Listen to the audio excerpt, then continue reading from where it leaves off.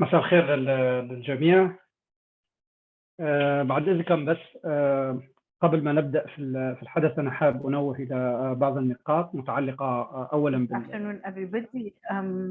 First of all, when it comes to translation, you have got the button at the bottom of the screen in English and Arabic. Those who are speaking Arabic, you will see Korean language. You can press on the Korean button and then you would hear the Arabic translation. And for those who would like to hear the interpretation in English, press the English button. Is that clear? If there are any problems, please write messages in the chat box. Thank you so much. At the beginning, I would like to thank everybody for being with us and for launching this issue number 1 of Mawazin magazine. I would like to thank all members of the editorial board who worked for a long time on this issue. I would like to thank the writers, the authors, for their valuable contributions, for their valuable articles in this issue. First of all, I would like to overview our agenda for today. We have got the opening remarks and then we give an overview about the Mawazin magazine, and we give an overview about the reason why it is here, the establishment, and we also would like to discuss the 3 articles in the first issue by Koni and others. At the beginning, let's talk about why we established Adala for all. Before even talking about it, it has been the result for a continuous work over a number of years. The aim was to provide access to justice to a number of victims. There are a number of lawyers and humanitarian activists who worked on the access to justice. However, because of the experience, there has been this idea of establishing a network of lawyers who can provide legal support to the victims of violence. And this goes beyond just representing them in court. This requires a number of work like capacity building, lobbying, providing support directly to the victim. And because of this accumulated experience, we thought of Adala. And as long as accessing justice goes through research as well, and explaining these ideas behind justice, sprang the idea of establishing the magazine Mawazin. This issue number 1 has been supported by 𝗏𝗏, whom we thank so dearly. They are our main sponsor, and especially they have supported us since the very beginning, because idea of Adala for everybody, this group of people who started supporting the right of everybody to justice, present in this network, and 𝗏𝗏 supported us since the very beginning, and supported also the first issue of Mawazin. And in order to get a rough idea about Mawazin, I would like to give the floor to Dr. Yara Jalajal. Being so grateful to all of the efforts she deployed, the efforts with the authors, and so the floor is yours, Dr. Yara Jalajal. Thank you so much, my colleague Ramadan, for these nice words. We are so happy today that we see the birth of Mawazin and also on the idea of how to establish this institution. So, as my colleague Ramadan said, the importance of the existence of Mawazin is very much linked to the group or the network of Adala for everybody. I don't want to go back to the idea of why we decided to establish Mawazin. The Mawazin for the people who do not speak Arabic. Mawazin is the plural of mizan, which is balance. That's the meaning of the word Mawazin in Arabic, plural of mizan. And the idea is that we have got a number of ideas and of hypotheses that are going to balance and in order to give a good idea, an honest idea of the situation of the Libyan citizen.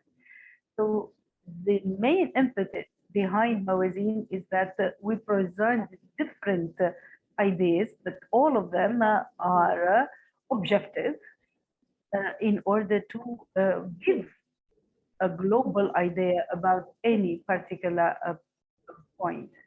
What is new about Mawazin is this participatory mode.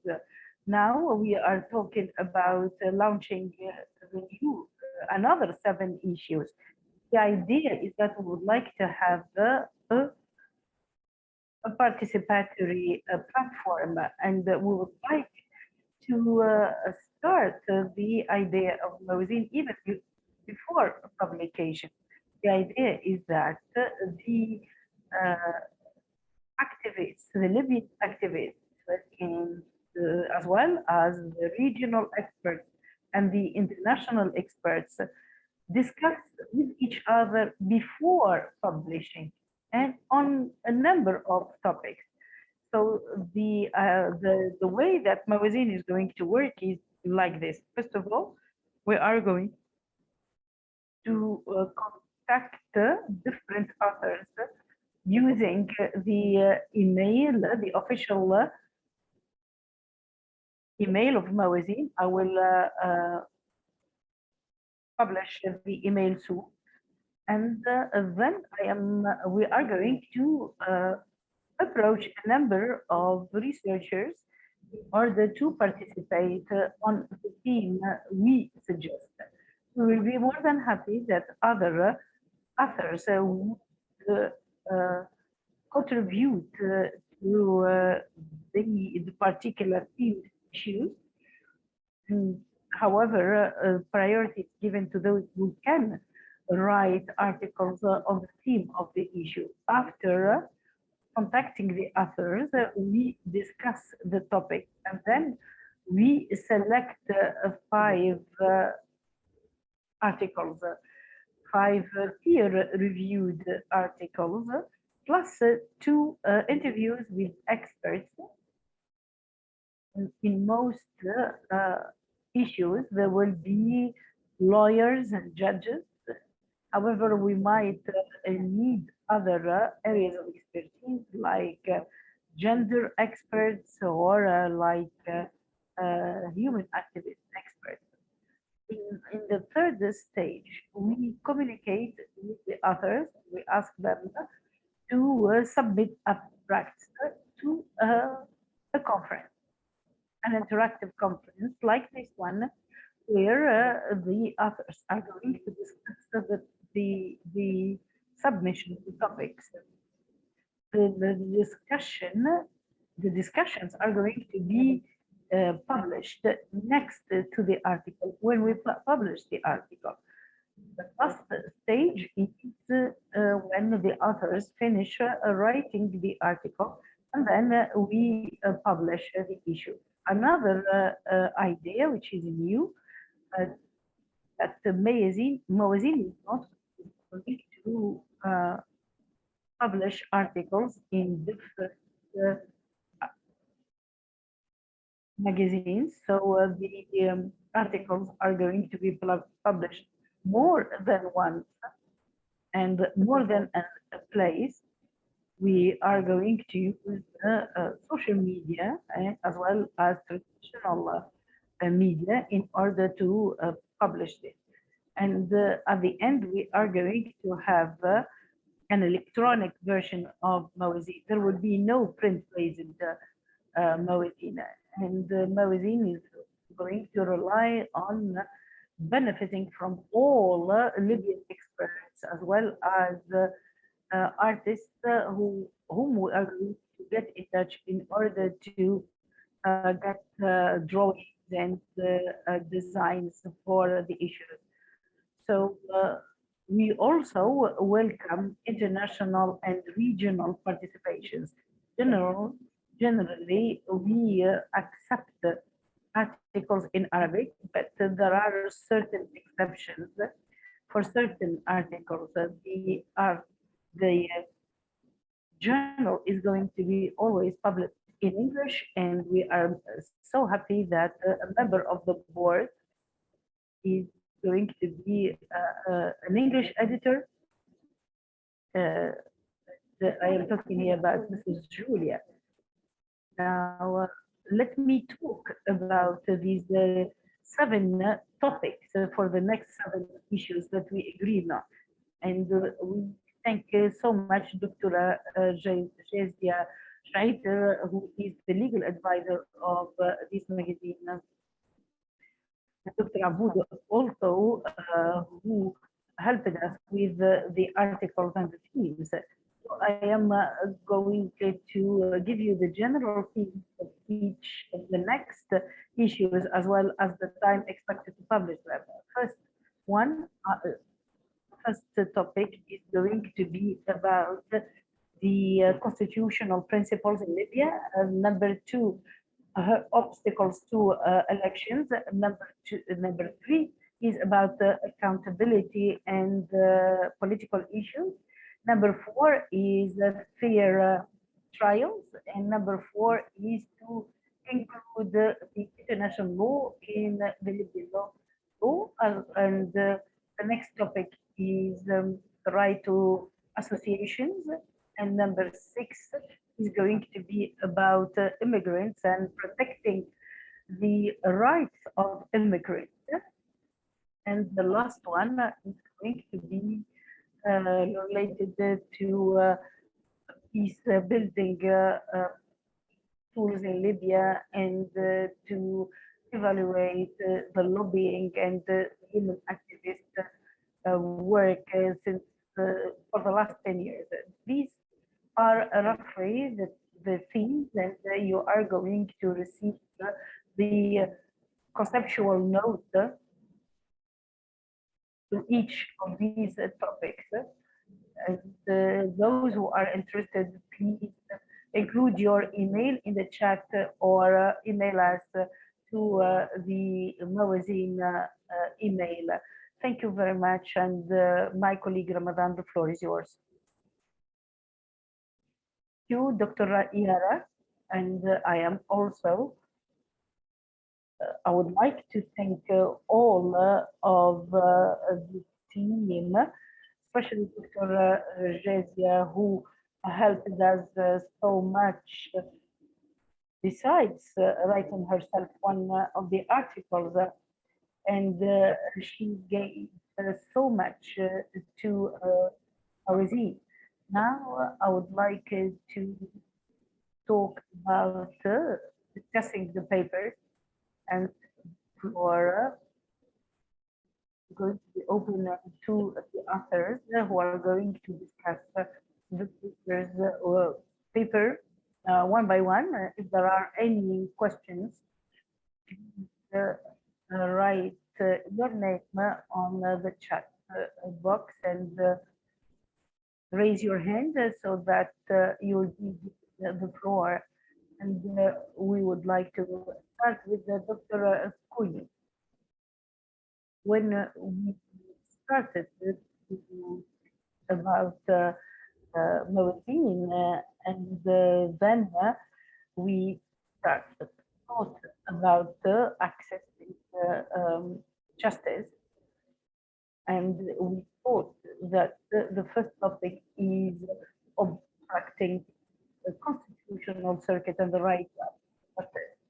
And honestly, we didn't find anybody who is so skilled, more skilled than Koni Abuda, who is going to tackle this topic from different angles and the impact of obstructing the constitutional right or the right to access justice. The floor is to Dr. Koni to give us a review of his paper. Dr. Koni, the floor is yours. Dr. Koni, activate your mic, please, so that we can hear you. The mic icon is on the left of the screen. You can always press it. And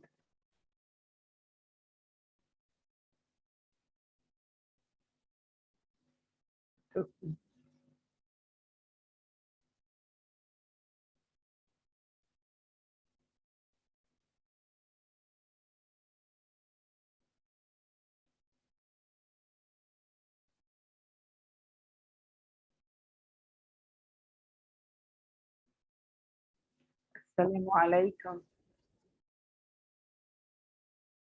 The floor is yours, Dr. Koni. We hear you well. Thank you, Mr. Ramadan, and for Mrs. Yara and for all colleagues. When we talk about obstructing the constitutional circuit, we talk about obstructing one important right, which is to access justice. And I would not mean only the right to go to court, but also to go to all circuits. And the history of Libya witnessed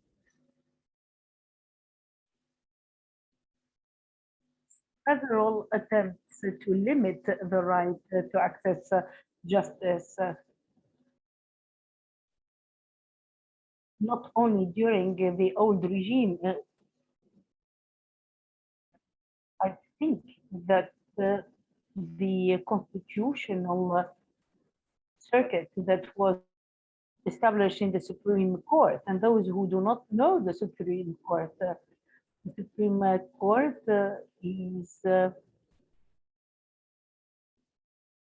is looking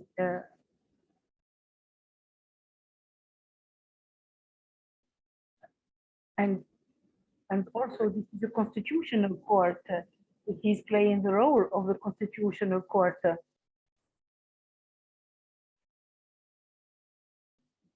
A right to appeal, this right to go to justice is the stipulation of the law drafter. There are many occasions in the history of Libya where people are prevented to appeal. I mean here the students who are prevented to appeal the decisions made by disciplinary institutions.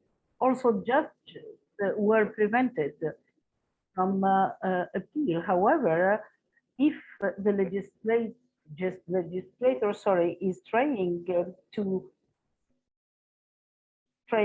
stop or to prevent people from accessing these rights, it's even worse than any other situation, because the legislator in Libya should not think of putting any obstacles in front of the citizens, whether this is at the judicial level or at the institutional level. Libya has lived a history of preventing or stopping this right to appeal in the the old regime, when the constitutional appeals were stopped in 1982, when the Supreme Court was reorganized using law number 6, and this law was issued without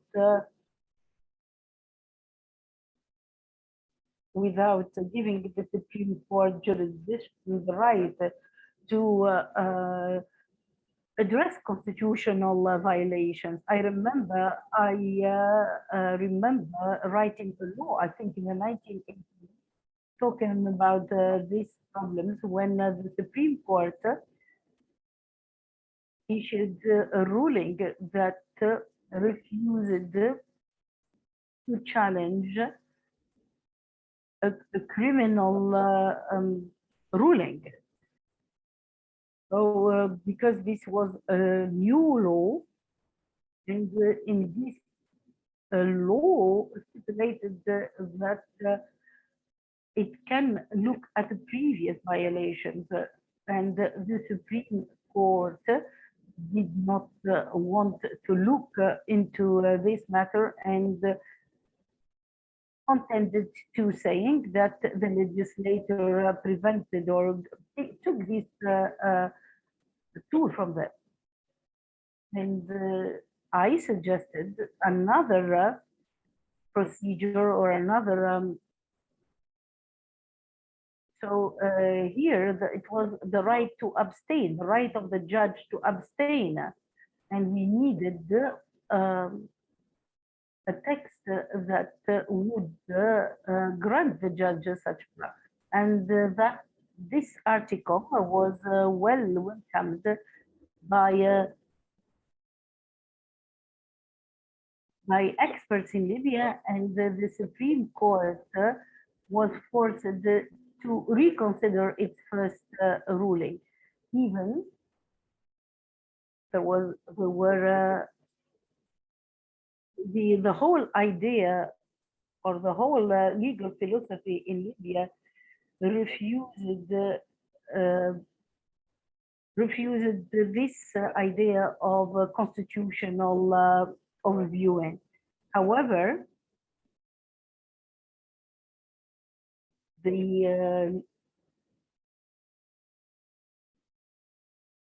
this idea of having the legislations going step by step, there is like a gradual graduation in it, was finally accepted. And now to go back to the main topic, which is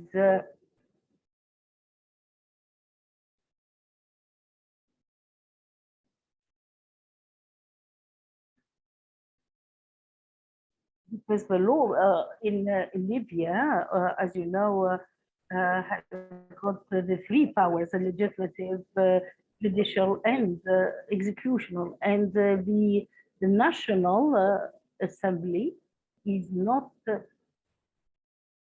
representing the judicial power. That's why when the court decided for a number of reasons that can be understood as obstructing the constitutional circuit, taking into consideration the situation in the country. However,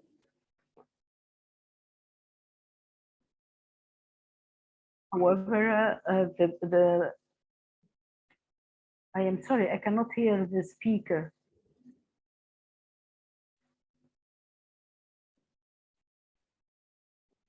دكتور صوتك عم بقطع.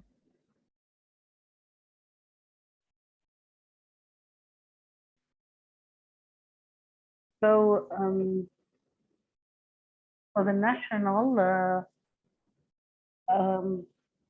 Assembly is not legally entitled to put any obstacles to any of it, especially the constitutional.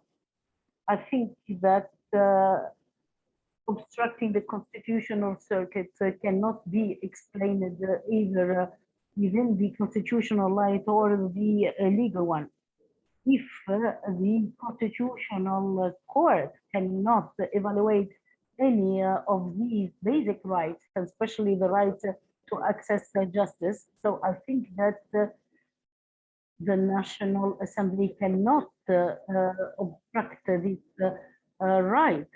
This is the idea that I defended and I tried to explain it clearly.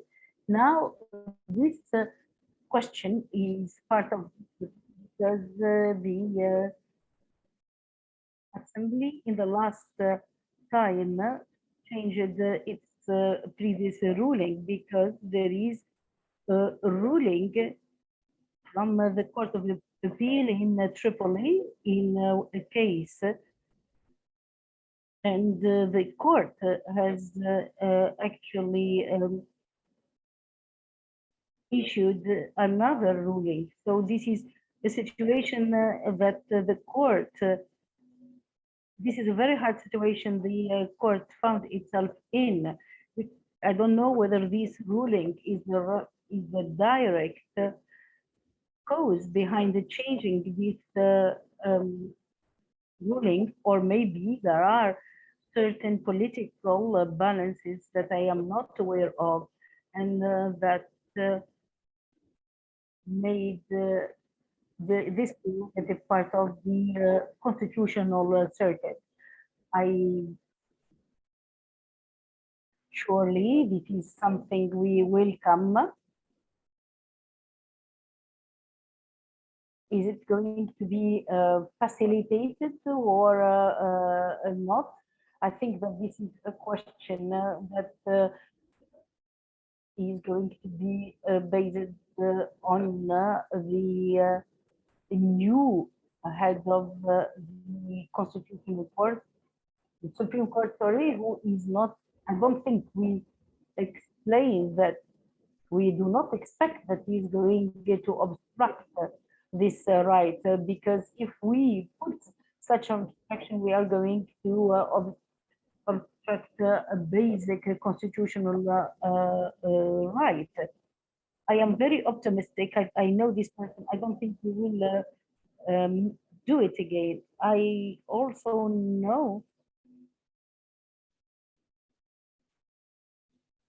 that these, I know that the conditions of work were not easy and were not facilitating for a number of reasons. First of all, we do not have specialized judges in the constitutional law and in the constitutional philosophy. There is a shortage of these skilled people, because when somebody is not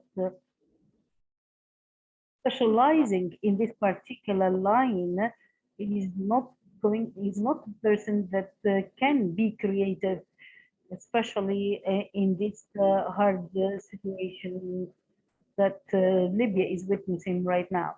Another reason, because of all of the appeals that were made after 2011, were not linked to things that are linked to major rights, like, for example, the right of women to be judges. We have many women working in different instances, lawyers,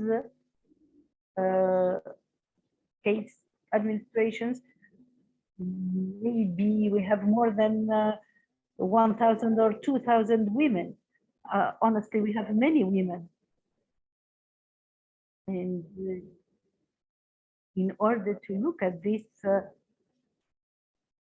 these cases, we need people to have high knowledge and expertise, and especially evaluation, a good evaluation. These are to do. Women judges are linked to public opinion, and maybe to also to the Islamic Sharia maybe it is possible to differentiate between having a woman as a president and a woman as a judge. Maybe the constitutional circuit can look at these matters. So I believe that the constitutional circuit is going to face a number of challenges, like what happened in 2014 with the ruling related to the procedures of electing members of the parliament. That was a catastrophe. And most of the questions that we ask right now are related to these rulings, and the Supreme Court did not issue the best of judgment. I didn't agree with this particular ruling. I think the Supreme Court could, as a constitutional court, decide other issues and could preserve the authority of the judicial system. We need to welcome the return of the constitutional circuit, and I am personally working on a draft of a law related to the constitutional law. And I don't know whether it is related to political maneuvering much more than a real desire to establish a constitutional court. Maybe we need to wait for the constitution to be issued and then think about establishing a constitutional court. Maybe we do not need to rush things. We lived for 5 decades within a constitutional circuit doing its job. I think it did a good job during the 70s. I believe that this period is its golden time. And I think that if there is a good will, I think things will happen. I think I should stop here, and then maybe in the discussion we will carry on with more questions. Thank you, Dr. Koni. And I would like to carry on from that point you stopped at, which are the good intentions, because closing the constitutional circuit happened in a tough time, and there was this intermingling with the political problems, and we are really worried that these political maneuvering now behind the establishment of a constitutional court right now. We really hope that the judicial system is far from the political struggle. But, unfortunately, it is mingled. The judiciary system is mingled, and there is a lot of pressure to push the judicial system right at the heart of the political struggle. Thank you again, Dr. Koni. And now I would like to give the floor to Jazia.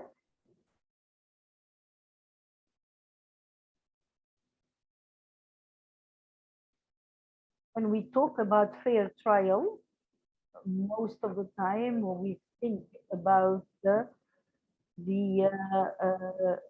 criminal trials and the impact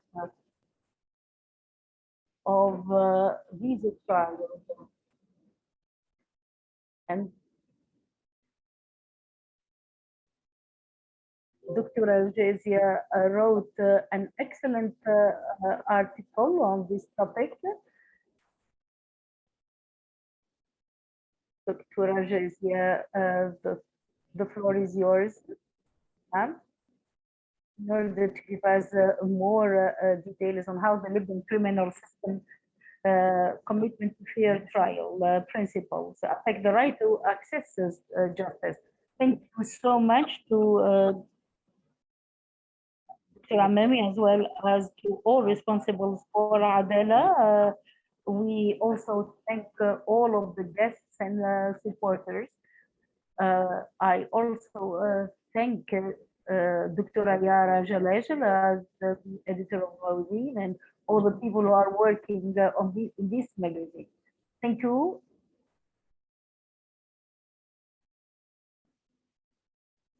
Thank you for your nice words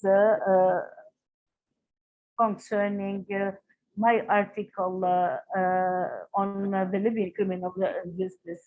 I am so proud to participate in this issue. What we heard from Dr. Koni is really about the right to access justice. This is a basic right to access justice, and this is a constitutional right. Also, on the civil or the administrative or the legislative or the criminal. Honestly, when we talk about the constitutional level, it's not always urgent. As Dr. Koni said, it's not even common that you find a citizen knocking on the door of the constitutional court. However, the known and the ordinary is that the citizen, that people go to criminal justice in order to either to sue or to inform about any crime. This right to access criminal justice is typical because this is not a right that concerns only the victim. However, this is also part of the social contract, because the state is telling this citizen this is a public right. This is more important than to be dealt with at your level, individual level. Although the Latin system has left so many details, and all experts in Libyan criminal law are familiar with these principles. However, these details are not very familiar either to the non-specialists in the Libyan law or to other foreigners. This paper was written in 2020 or 2021. Why am I specifying the time frame?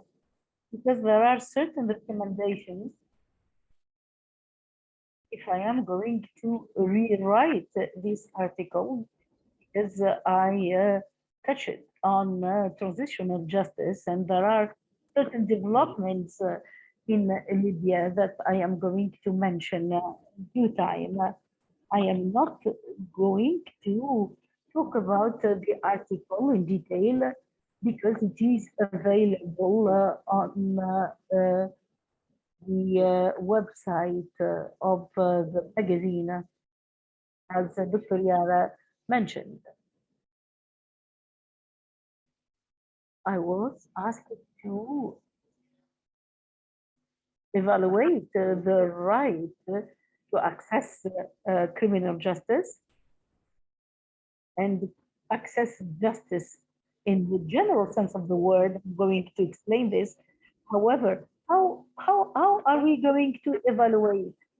We going to evaluate this using the fair trial principles, as well known in the international scene.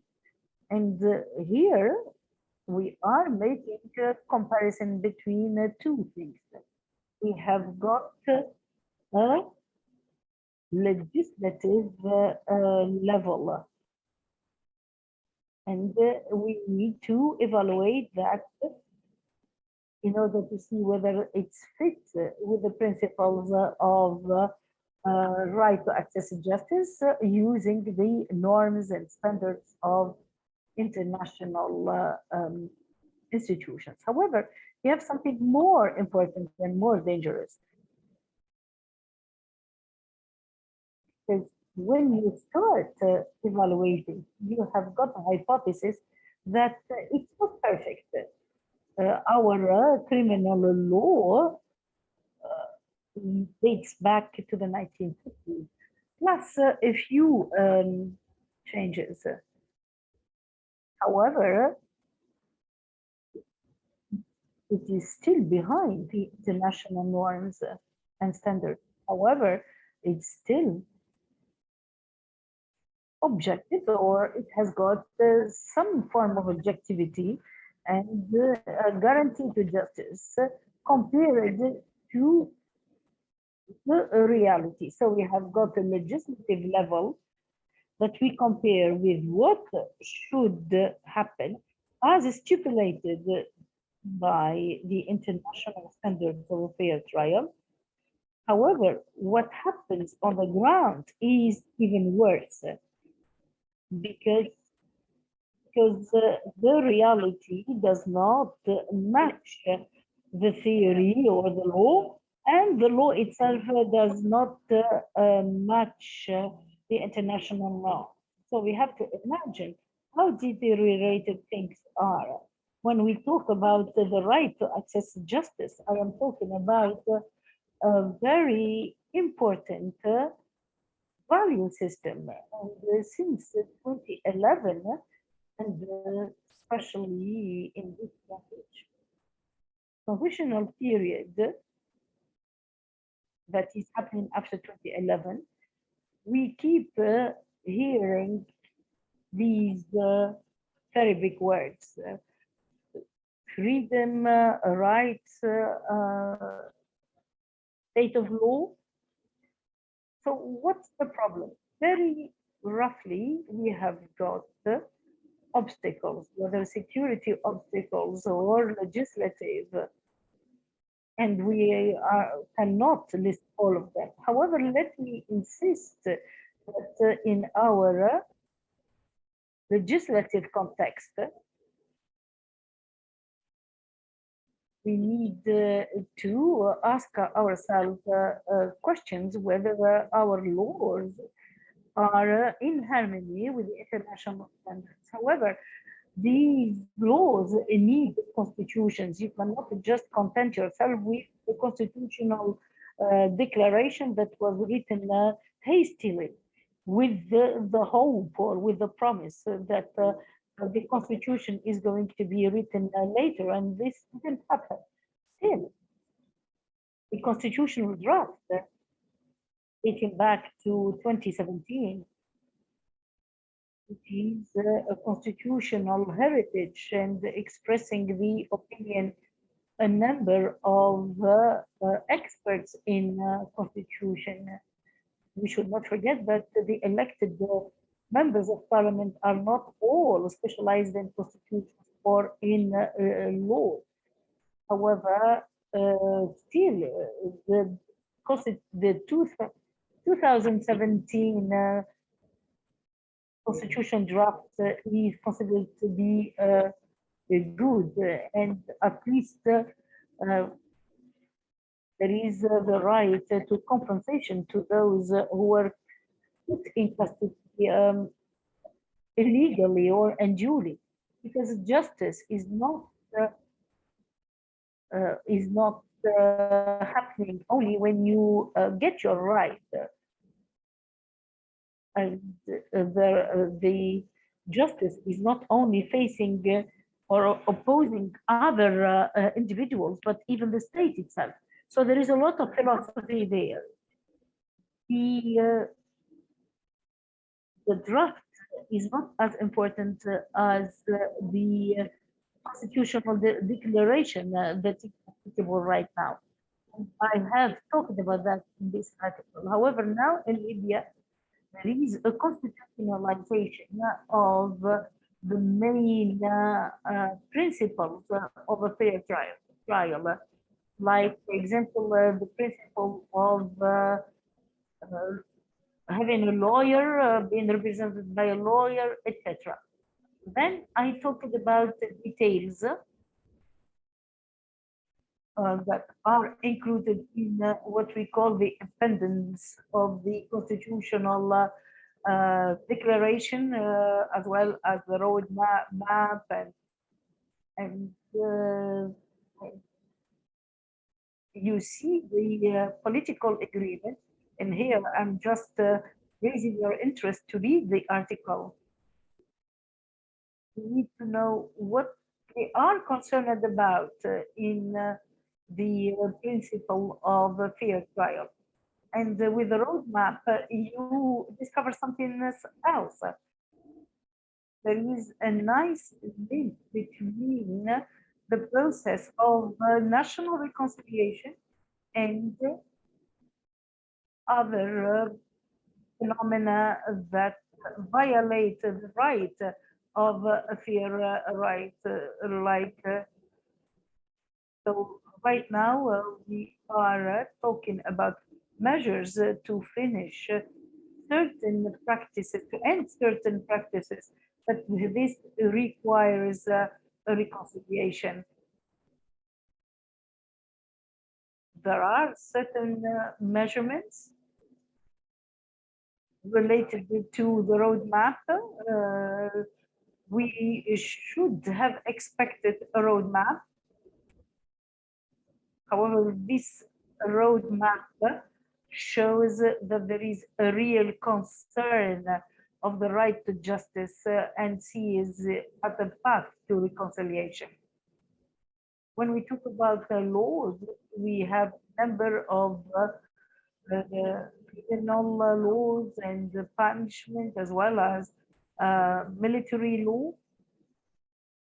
We have other laws, criminal laws, where they refer to a number of principles that guarantee the right to access justice. Now, maybe there will be an update in the article, because law number 5,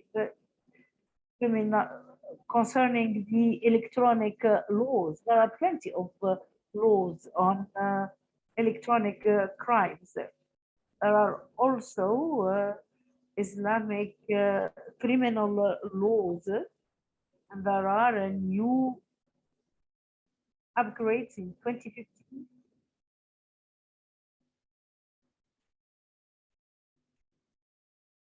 And right now, it seems that this law is implemented in some parts of our country, and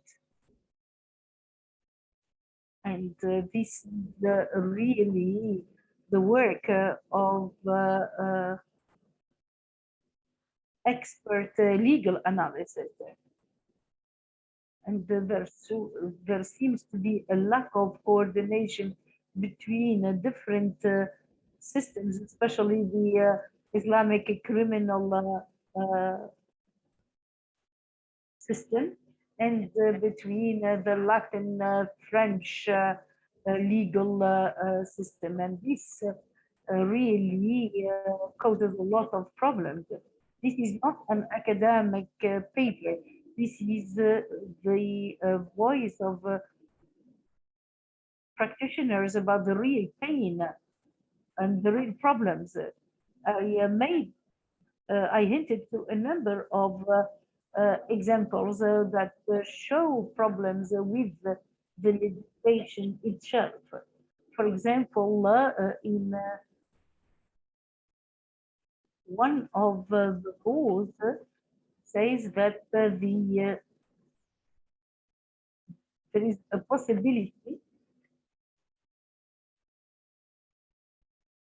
when we talk about here the suspect and the lawyer, and there is like a possibility of the suspect not being physically present at the time of the investigation. Unfortunately, we keep saying that it is an honest opponent. Honestly, there is nothing to do with that. We are talking about the crimes and offenses, and the legal experts that know that one day in prison, in the Libyan prisons, after 2011 equals so much and are really, there is no way that we compensate for that. So here, putting people in custody or anything, so there are so many legal texts that make the implementation of this law not respectful of human rights. And this has been reiterated by so many activists and lawyers. I have so many examples. I don't want to stop at each of them because they are going to eat up the time of my presentation. Maybe the most important thing is that there is no constitutional guarantee to the compensation, to get compensated for being put in custody. If we look at the military law, and we saw the problem of taking civilians to military courts, there is a real problem, and there seems to be a lot of hesitations at the level of the Libyan legislator for taking a clear position of civilians in military courts. Apparently, lately, there seems to be a consensus of trialing civilians in military courts. And they justify this with the existence of terrorists and militia. You cannot really take court in but in a military court. However, they forget that there is a terrorist law on terrorism that can be used. This discussion of these practices, of these laws, is long, and some of them are tackled in this article. For example, the conditions of putting women in custody and the protecting the right of women, and not only guaranteeing the right of the male suspect, but also of the women suspect. Let me give you an example from the real, from on the ground. For example,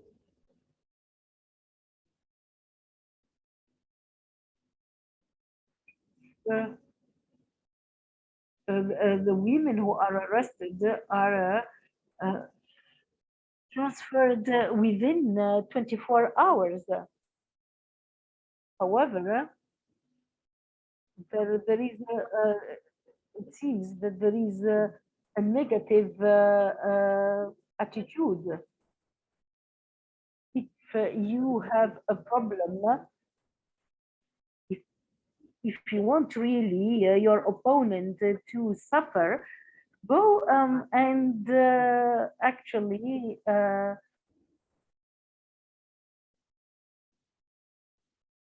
make a complaint on Thursday, on the weekend, and then you make sure that this suspect is going to spend a bad time. There are so many legislative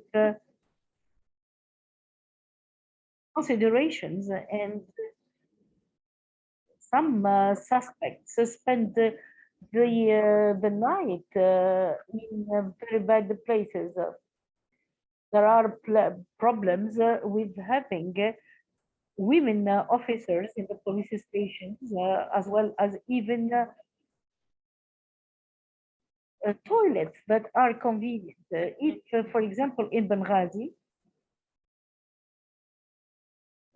we have got a place which is near the one of the police stations, and the idea of the women police officer going from one place to another in order to attend the interrogation of a woman suspect.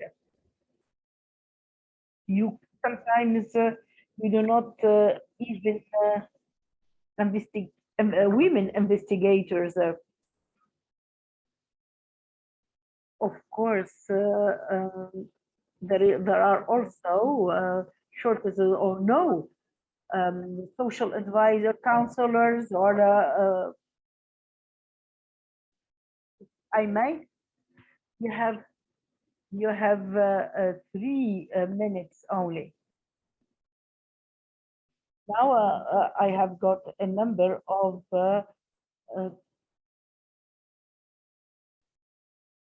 challenges. We have got the lack of security in Libya after 2011, also the social problems, and another point which is maybe strange to some.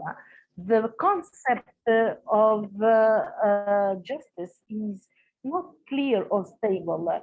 We have got an Islamist explanation or definition of justice and a liberal one.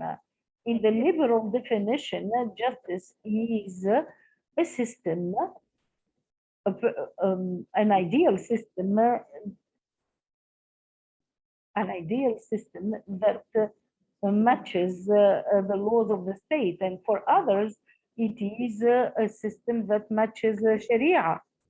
For so many people, Sharia is the only source of laws. Even for transitional justice, we have got victims of transitional justice. Sometimes you want to actually annihilate your opponent, whether it is the Muslim Brotherhood organization, or the others would see justice different. And we have got legal applications of these differences in the concept of justice. We have got a number of solutions. However, in legislation, Ramadan, please allow me to cite certain example. Libya is going to or should ratify the convention, international convention on the migrants' rights, especially when we talk about irregular migrants. We need to say that an irregular migrant cannot go to court to sue any of the other parts, or especially the Libyan citizen, because for the Libyan law, an irregular migrant is an offender because he came to the country without legal or legal papers. Now, something in the end, if we want to reach justice, we need to take care of the democratic process of elections, and we must have a constitution. Thank you very much. Jazia, Dr. Jazia. Honestly, I do share your point of view describing the legal,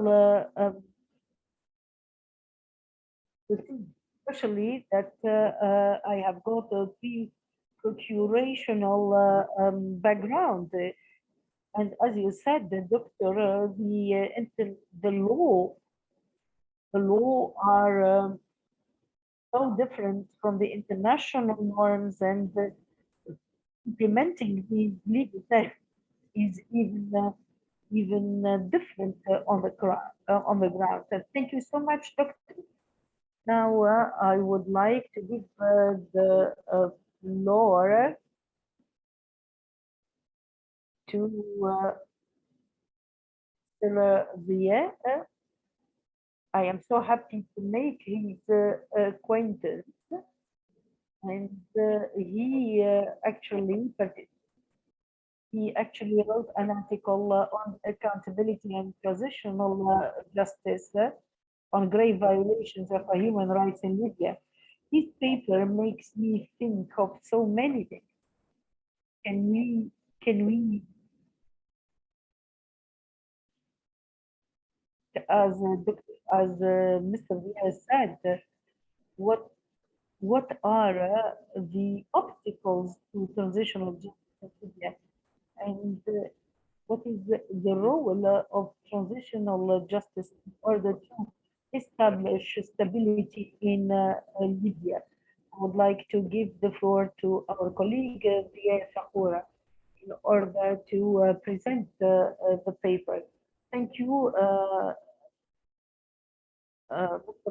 Mawazin, and also Dr. 𝗧𝗵𝗶 for organizing this workshop, and especially on the topics of the papers. I was asked in 2021 to ask, I was asked to write about this topic. This topic is very important generally, and as we said, Mr. Ramadan, the Libyan context and the way the Libyan society decides to treat the violations of human rights, and to especially how the Libyan society wants to treat the violations of human rights.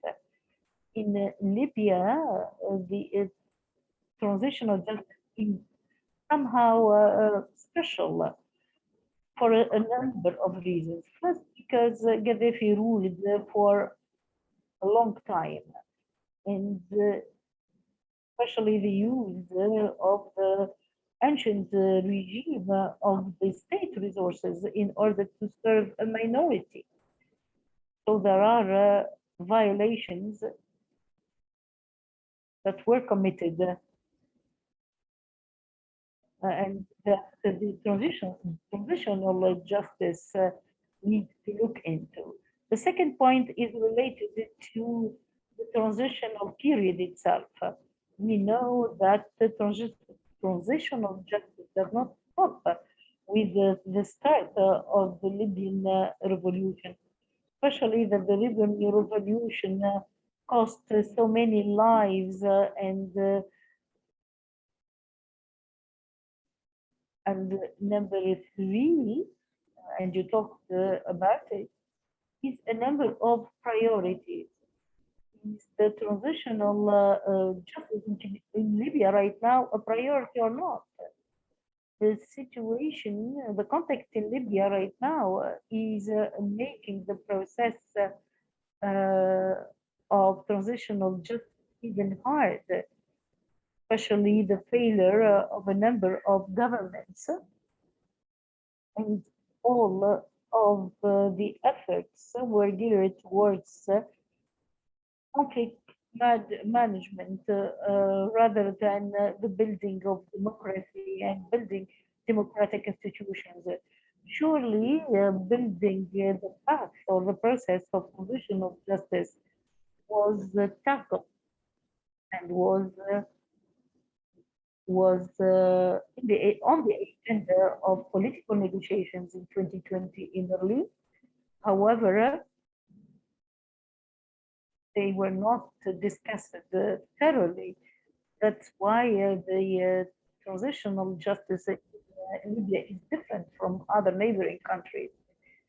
Transitional justice, as we said, was mentioned by political negotiations, and the participants mentioned just the need to reinforce institutions that play a role in transitional justice. Honestly, I don't know which institution they talk about, and they have not established any of these institutions. This problem of transitional justice was back on the agenda later, and especially the importance of making the people who committed serious human rights violations accountable. All of this made us think why the efforts of establishing a transitional justice fails, and especially when it comes to reconciliation, because there is no transitional justice without reconciliation. Libya needs to investigate and criminalize and punish these criminals. There are also laws that were issued related to transitional justice. There was the absence of the legal authority. The laws were ambiguous and very clear, and even the law. We talked about the lack of vision, and we also would like to talk about Law 29, the transitional justice legislative system. Since 2011, there were legislative instances in the three different legislative instances, whether they were selected or elected. And they issued 17 laws about the transitional justice, whether directly or indirectly. So we have got an irrealistic number of laws. I'm not talking about regulations. Generally, the legislative system after the revolution lived a lot of problems, especially related to its regularity and authority. And in some instances were suffering from their constitutionality, whether or legal, whether they are legal or not, because the constitutional declaration was not accepted as a backup or enough to legitimize the laws. If we look at all of these laws, we notice two things. First of all, that some of these systems wanted to tune in with the revolutionary philosophy. The Transitional Council issued a number of laws that wanted really to cut with the old system, especially criminalizing, praising Gaddafi, as well as law number 17 and law 35 in 2012 and number 38 2012. All of these laws were issued rather hastily and clearly, and they wanted to be in tune with the revolutionary legality. And they, for some of them, they were so hasty, and they did not even accept that there were some kind of violations of after the revolution. For example, we can give an example of article number 4 in law 2012. So they made an exception of the revolutionary people who might have committed any crimes or violations that were categorized as in necessity of the revolution. So it seems that this transitional justice was very selective, or maybe even based on revenge rather than transitional justice. Now for the Congress, which is the second legislative body after the revolution, they wanted to find solutions and reduce from the problems caused by the first laws, and they issued law in 2013, and in spite of the problems, they increased or widened the concept of the transitional period, and they started dating from 69. And this law is still being implemented, and I think that the scope is really vast. Another law which can explain the lack of vision.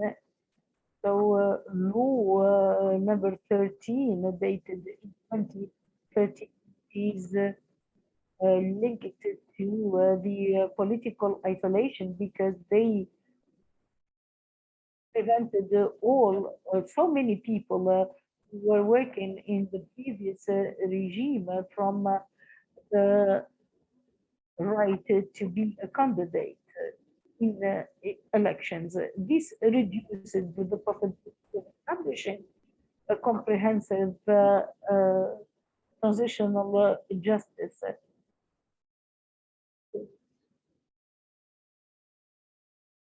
Now, for the parliament, which is the third legislative body, the parliament had a legislative policy who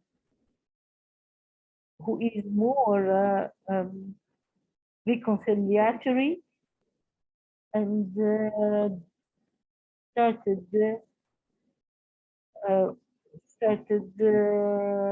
issuing laws that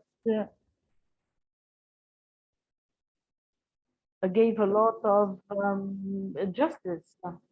Again, this is the idea that the mechanism of transitional justice were implemented without clear vision and according to the wishes of the legislators, or probably to the ambitions of politicians. Now, when we talk about law 29, dated 2013, now the parts of the political conciliation agreed on a number of points. However, this agreement was not implemented and did not pave the way towards transitional justice. This law had a number of problems that can go more with impunity rather than amnesty, and could also give favorable conditions to those who can be accused according to the international law. Law dating 2013 does not guarantee that all norms in the international law are taken into consideration in the Libyan context. So it restricted the major violations And these violations are murder, kidnapping, or torturing.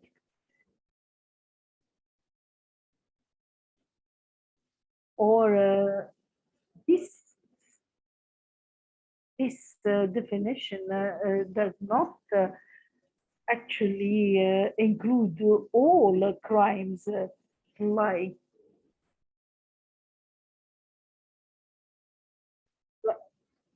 even the crimes that are listed are not defined, and we can always talk about these crimes, especially forced disappearance or legal confiscation or impunity. There is a lot of clarity around these laws. There is a certain agreement concerning the crimes committed by the Gaddafi regime, but there is no such an agreement about the crimes committed by the revolutionary or those after the revolution. There is a lot of unclarity about the crimes committed after the revolution from the militia. The law also failed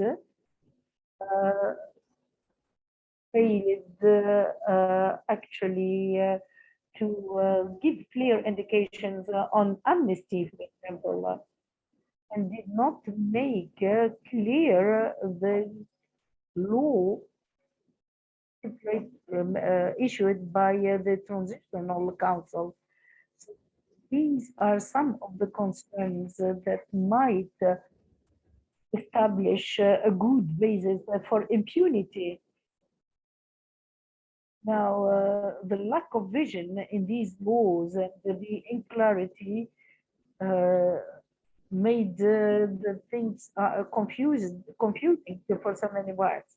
And all of these laws did not respect the principle of establishing a comprehensive legal system, or even most of the laws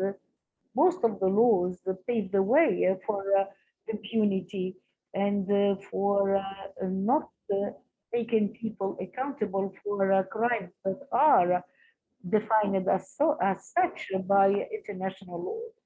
I do not want to take a lot of time.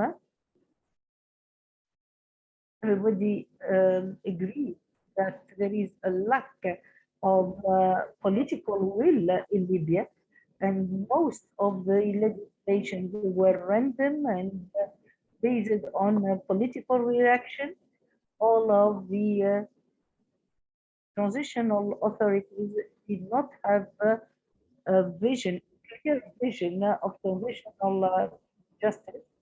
And I think that as long as there is an absence of the victims and of the society, the project of establishing a comprehensive, complete project of transitional justice impossible. I really apologize because I have to leave this discussion. I am sure Dr. Ayara or you can always answer. Thank you.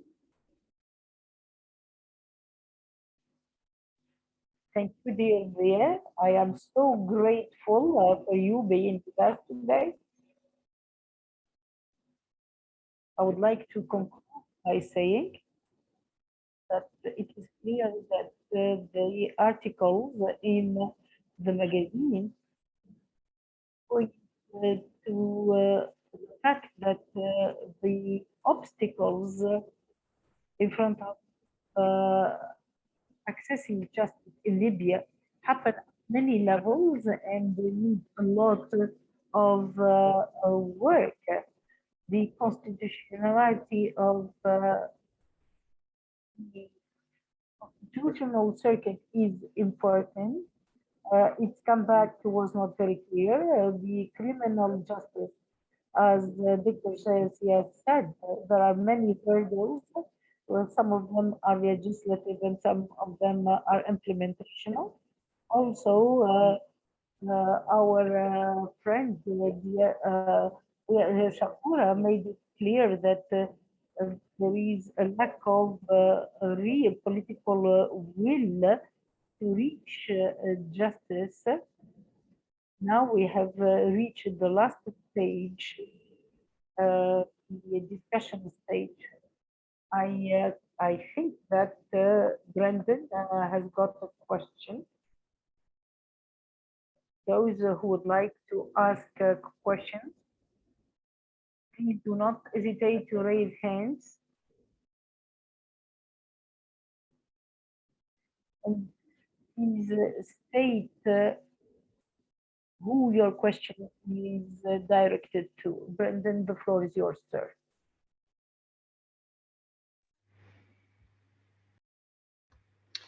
Thank you so much. I'm sorry, I don't have a question. I pressed the wrong button. Thank you.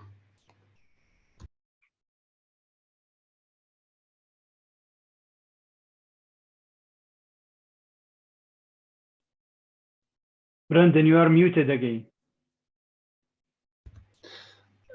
Great. Thank you. I don't have a question. Thank you. شكرا جزيلا. زميل حسن كدنو.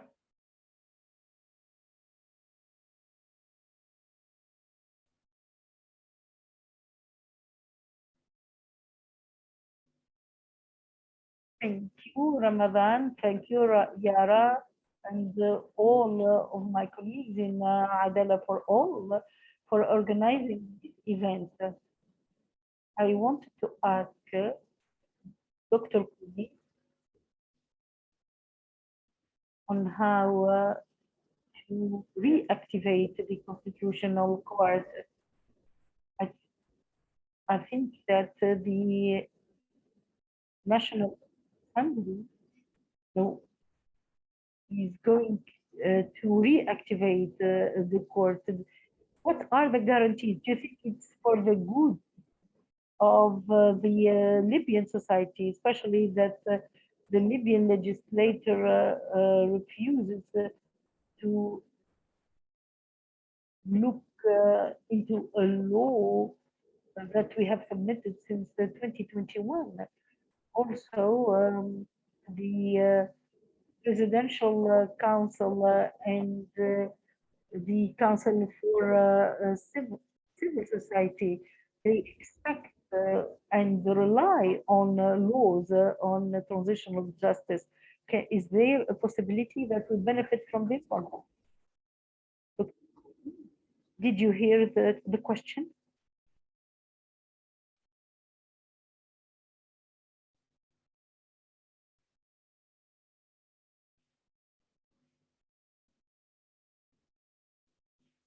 I think that the constitutional circuit coming back is a very important step, and we hope that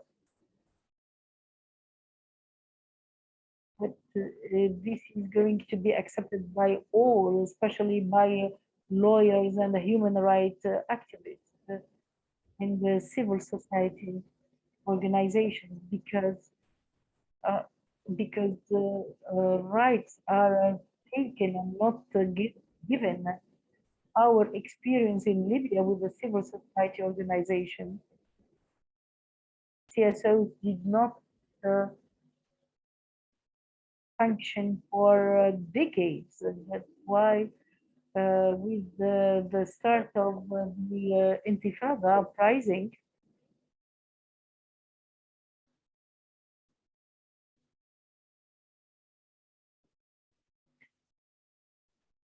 we saw an unexpected surge of NGOs from different aims, and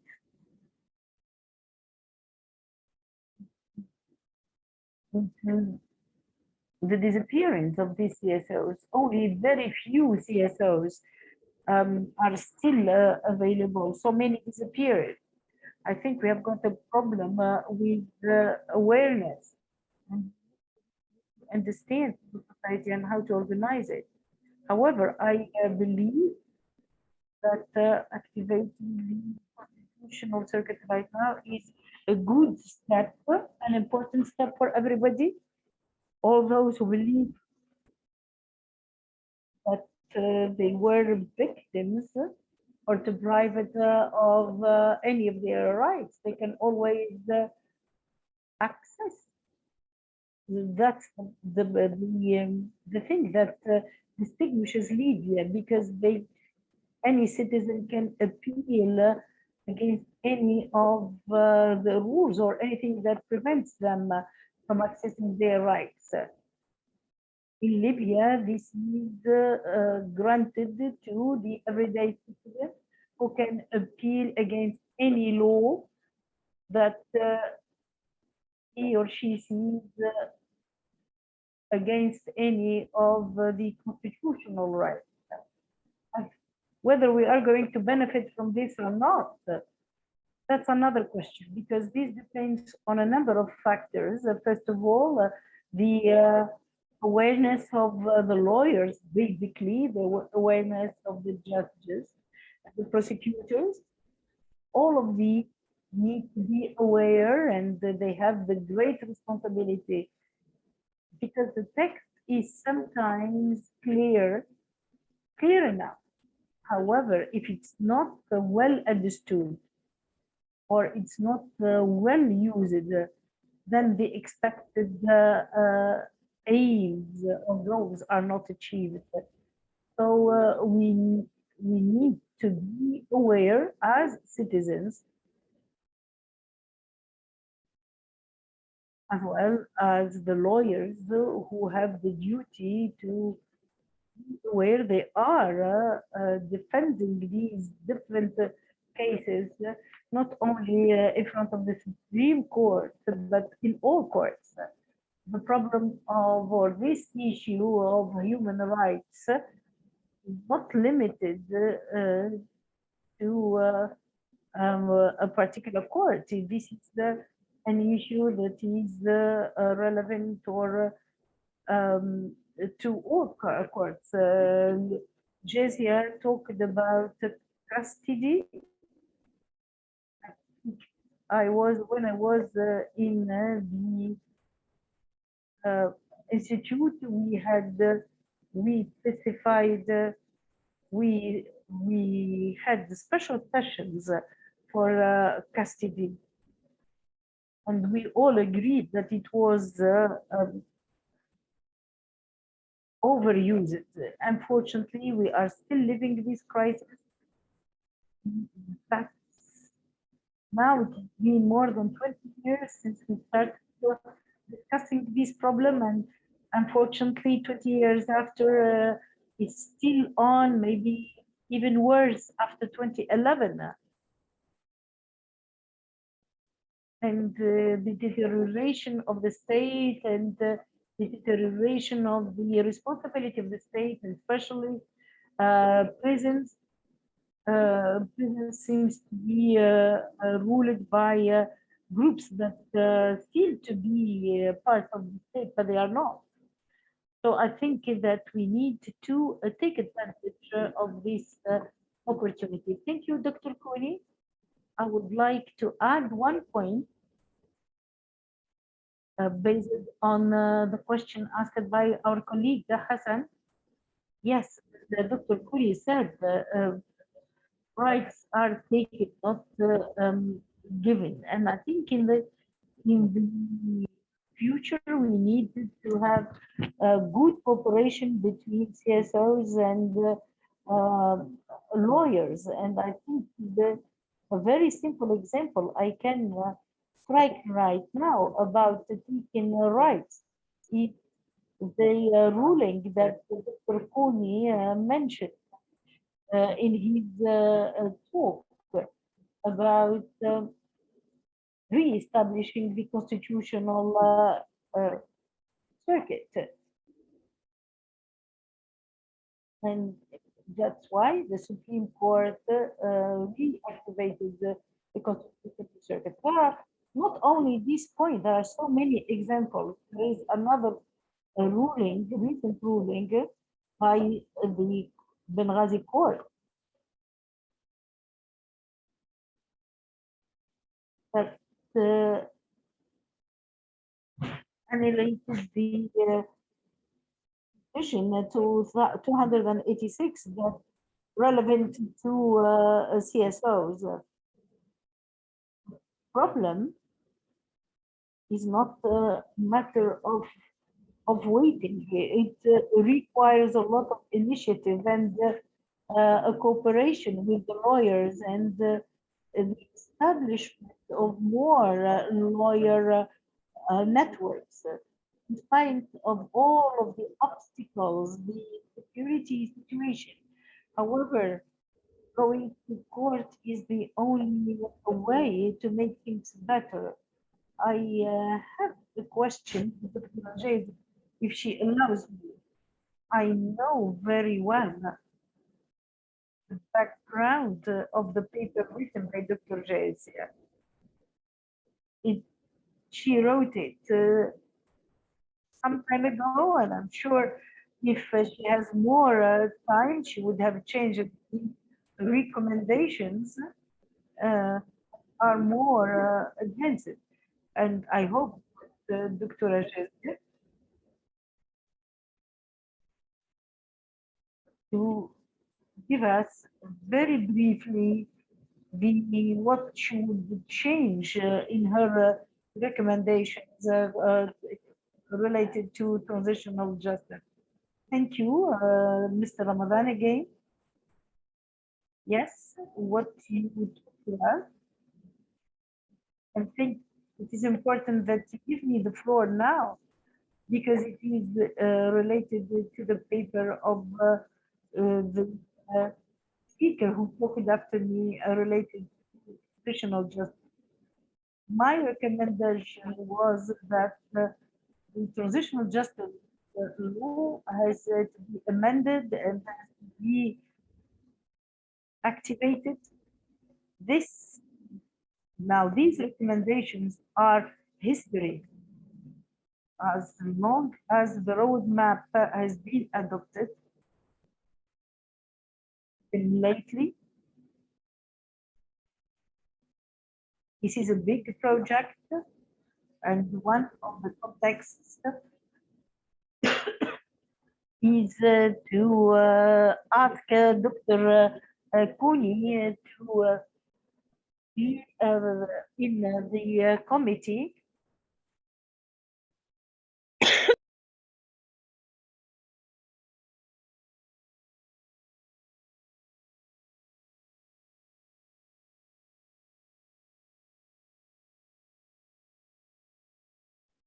and the most important thing is that to end all the philosophy and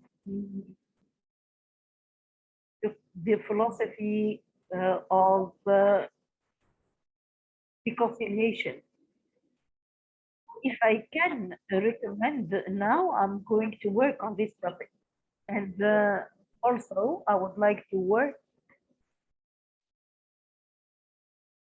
to the idea of constitutional court.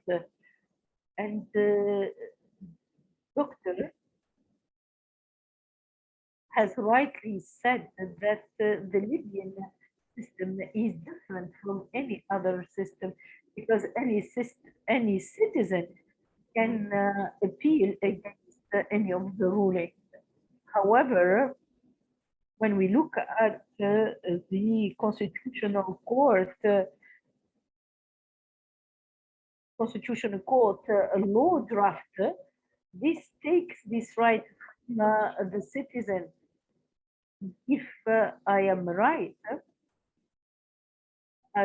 only the president of the parliament or some members that can actually. Do you hear me well? No, there were problems with the sound, but it's better now.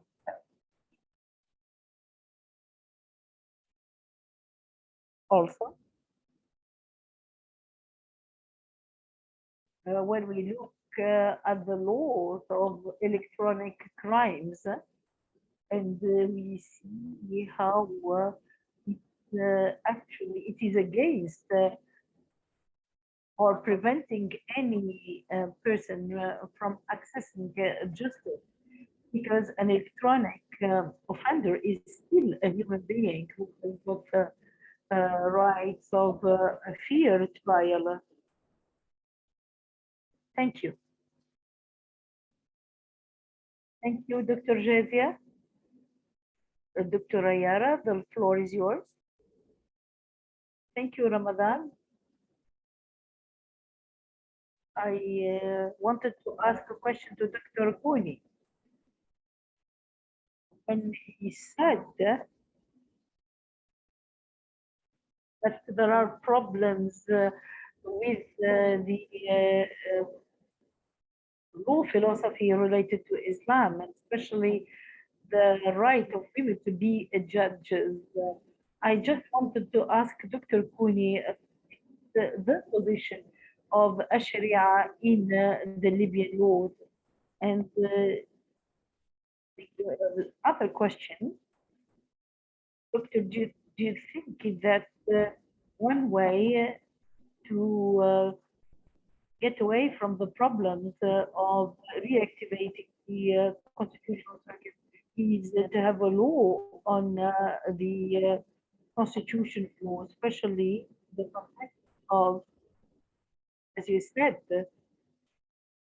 that the Supreme Court can look into constitutional appeals and the possibility of any citizen to appeal. Thank you, Doctor.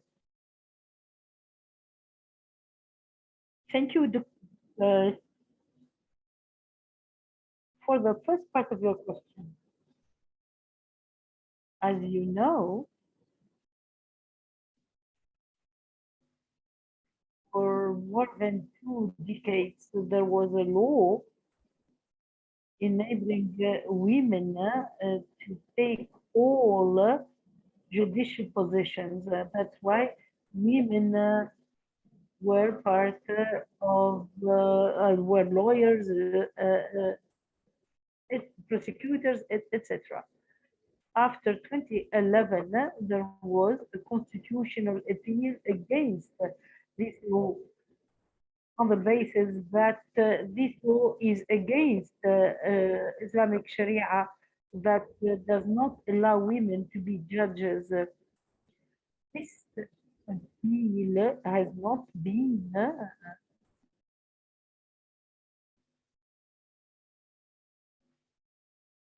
looked into, and I think that one of the reasons that were slowing the constitutional circuit is this particular appeal, because this is a sensitive issue.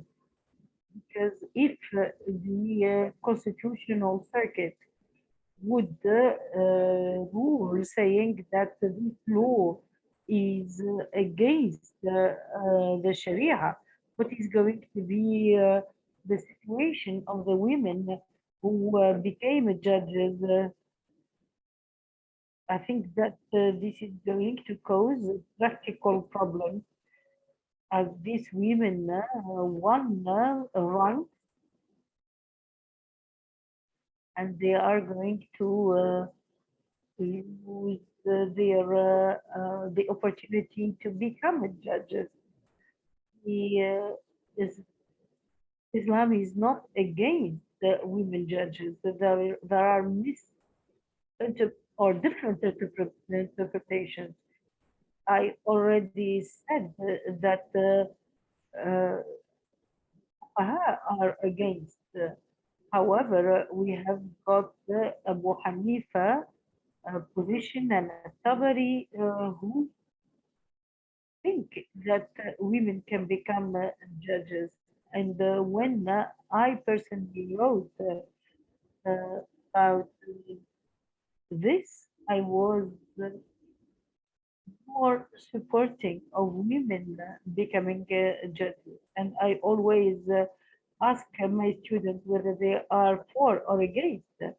The surprise To my surprise, female students were against women judges, because there is a prophet hadith saying that something like if the group of people have their leader as a woman, they are not going to do well. I do not remember this hadith literally, but I do believe that this hadith was interpreted wrong. What is more important is that if the constitutional circuit took it into this appeal and said that this law is against the constitution, then the idea of equality and the non-discrimination between citizens is going to be taken down. I hope that this is not going to be the case. I believe that women can be judges or can be in any other position, unless this woman decides not to become judges. I always tell my students, I cannot be a military.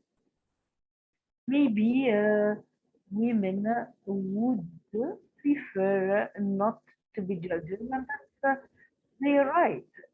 The second part of the question, and I do apologize, but I didn't have lunch. I came home late.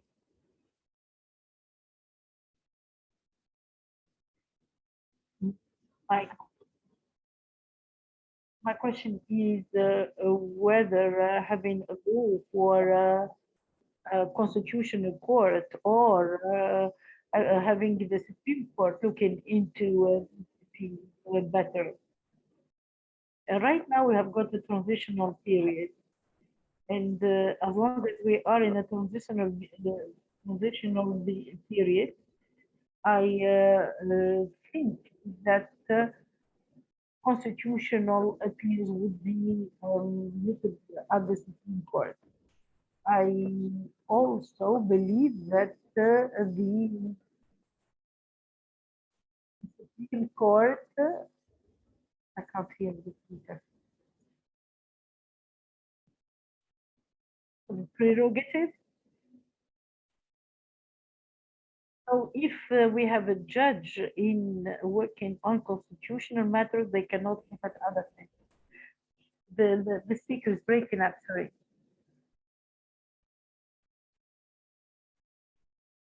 However, this is my own point of view, which might be wrong or right. However, until we are going to have to issue the constitution, it's better to keep the constitutional appeal under the Supreme Court. This is a good solution. Just keep things the way they are. Thank you very much, Doctor. Just to comment on what you said, we wanted to have a discussion with 𝗍𝗵𝗶𝗵𝗵 𝗥𝗶𝗴𝗵𝗁, one of the very able judges, and hopefully we can devote a session in the future to Libyan female judges and their abilities. Now, for the prerogatives of the circuit, sure, Doctor, I share your point of view, and I'm sure that we can talk about this in the second issue that is related to the Libyan constitution. Even on a regional level, we saw the Tunisian model and the Palestinian model,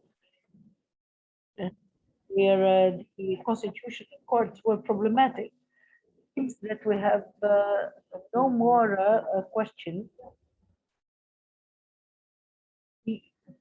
for the audience, please, if you think that you can contribute to the next issues of Mawazin, please do not hesitate to email us at the email address in front of you. This is my first request.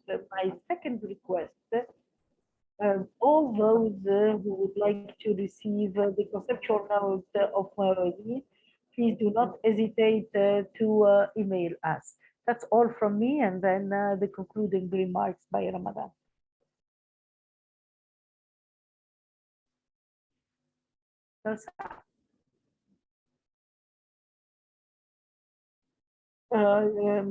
I am like Dr. Koni. My concentration level is low because I didn't have lunch. Thank you very much to our audience during our first session. And for this meeting number 1 of Mawazin, I am so grateful to Dr. Jazia and to Dr. Koni, our teacher. We are his students. We have learned from his writing, and I am so grateful to Dr. Koni being with us. And I am so happy that this is our first meeting, and we hope that the discussion has enriched the